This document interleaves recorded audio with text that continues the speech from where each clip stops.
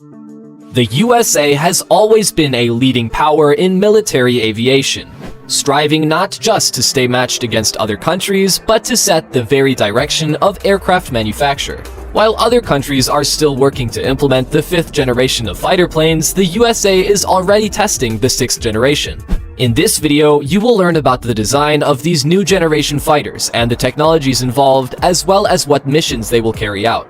Before we get to these latest model fighters, however, let's look back at the course they have taken as they changed from one generation to the next. The first generation includes the earliest models of fighter planes. Among the pioneers were the German Me-262 and the British Meteor.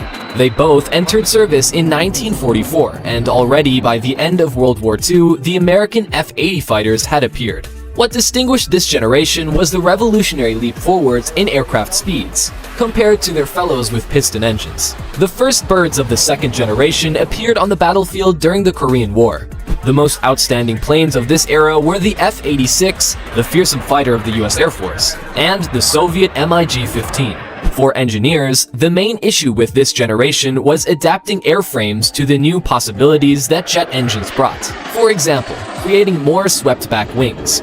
Another lesson learned from the war was that infrared-guided missiles were better for shooting down enemy aircraft than aiming with a manual sight. The third generation included the US Air Force's so-called Century series, the F-100, F-101, F-102, F-104, F-105, and F-106, as well as the Soviet MiG-17 and MiG-21. Their major advancements over their predecessors were their improved missiles, more advanced engines, and, of course, supersonic flights.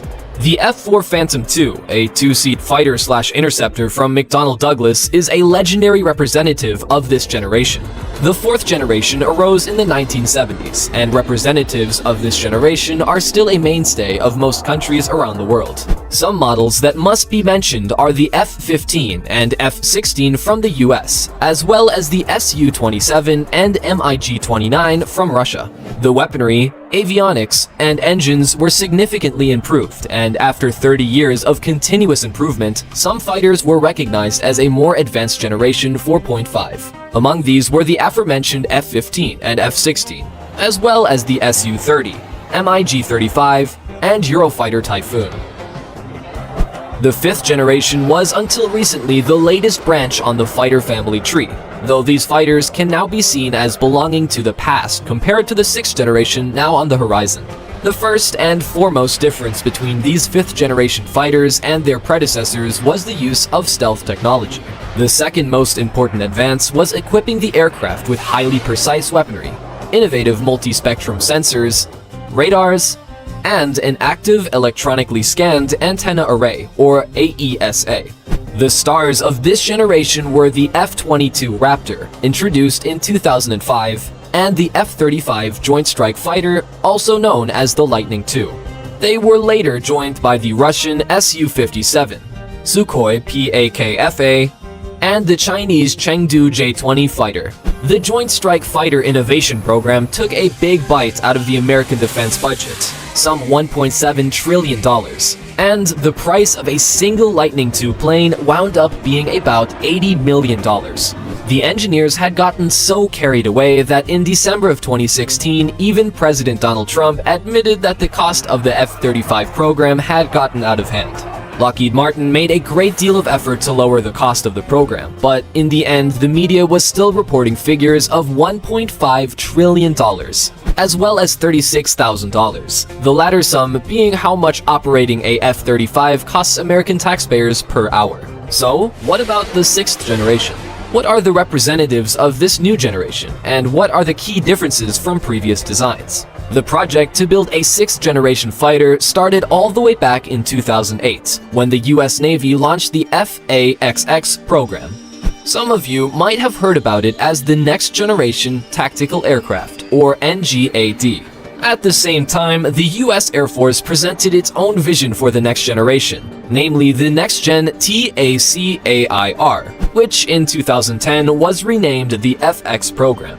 In spring 2013, DARPA announced that they wanted to unite the US Air Force and Navy's designers in an attempt to create the perfect new generation fighter.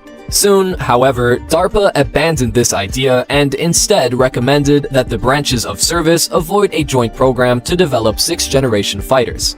The reason was that previous joint US Navy and Air Force programs had to make compromises, which led to the planes ultimately being less powerful than they could have been, or more expensive than if they had been developed separately by those branches of the military. As a result of the lengthy development of their designs, the US Air Force and Navy ended up with some significant differences in the new generation jet engines. But the fighters' basic features proved to be similar. Among these were the use of AI to assist the pilot, improved systems for positioning, navigation and synchronization, as well as communication technologies that allowed transmitting large volumes of data between the planes of both branches of service. While the US Air Force saw stealth technology as the key feature of this new generation, the Navy sought to make the fighters of the FA-XX program as agile as possible. And for that, they were ready to sacrifice even speed and payload. With the 6th-generation fighter, the Air Force wanted to reduce the risk of the rollout of these planes being as long and drawn out as with the F-22 and F-35 models. And these branches of the military strove to keep their program's costs low and avoid repeating the mistakes of the JSF. The Air Force saw its task as not just building a fighter plane, but a whole set of systems, including communications, the latest high-tech weaponry, and space capabilities. Among the key innovations which the next generation of fighters will bring, and which set it apart from the 5th generation, one can point out the following. Stealth technology maximally improved. Equally effective use in any flight mode, from several times the speed of sound to subsonic flight.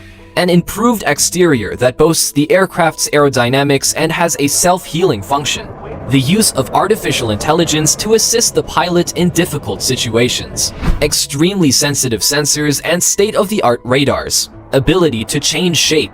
Laser or directional energy weaponry, which experts say will be widely used in defense by 2030. The ability to control a swarm of drones from onboard the plane, or ideally entrust the control of the drones to a pilot on the ground or AI. If stealth began to be applied in the transition from the 4th generation to the 5th, then drone control, laser weapons, and advanced AI autopilot marked the technical breakthrough from the 5th generation to the 6th. Engineers took into account government authorities' worries about the huge cost of the program and the individual planes themselves. So this generation won't be making headlines about unreasonable spending. On the other hand, innovative technologies have never come cheap. And in the case of lasers, scientists have had to undertake an insane number of R&D efforts before they could equip fighter planes with such weapons. Things are simpler when it comes to drones, an industry that is very relevant today. As you can already guess, at the very core of this new fighter for both the US Air Force and Navy is autonomy. The ability to effectively wage war remotely using the latest technologies. The presence of the pilots in the cockpit, the companies involved tell us, will vary depending on the mission. Some engineering concepts have shown planes reminiscent of the Northrop Grumman X-47B, i.e. two-seat tailless jet planes with a blended wing. As for the planes being compatible with aircraft carriers and able to take off from them, the US military aims to successfully run fighters off Nimitz and Gerald R. Ford class carriers. Besides the attack capabilities of these future aircraft and the use of powerful weapons, many wonder if they will be able to stand up against the latest anti-aircraft batteries of Russia or China. Considering that American experts had previously called Russia's S-500 Prometei system an F-35 killer, in the new generation of fighters, this problem will be entirely eliminated thanks to the improved stealth technology. Moreover, due to its super-sensitive sensors and improved anti-aircraft detection system, the plane can easily avoid even the slightest chance of running into anti-aircraft fire. The first representative of the 6th generation is expected to enter service with the US Navy between 2025 and 2030. As for the US Air Force, they may employ their first brainchild between 2030 and 2050.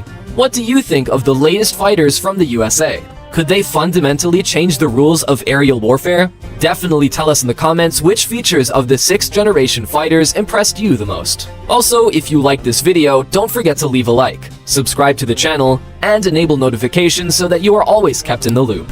See you soon.